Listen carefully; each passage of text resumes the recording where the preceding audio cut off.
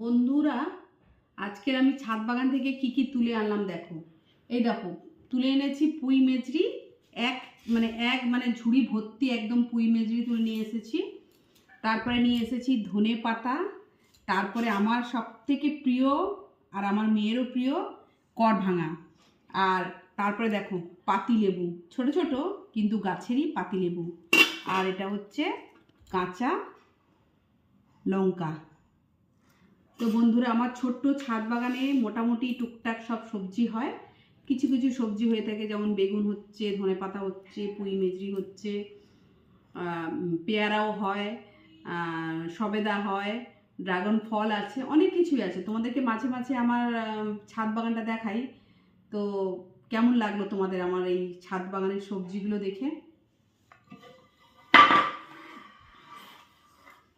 এবার আমি কাটতে বসবো। কাছ থেকে এসে একটু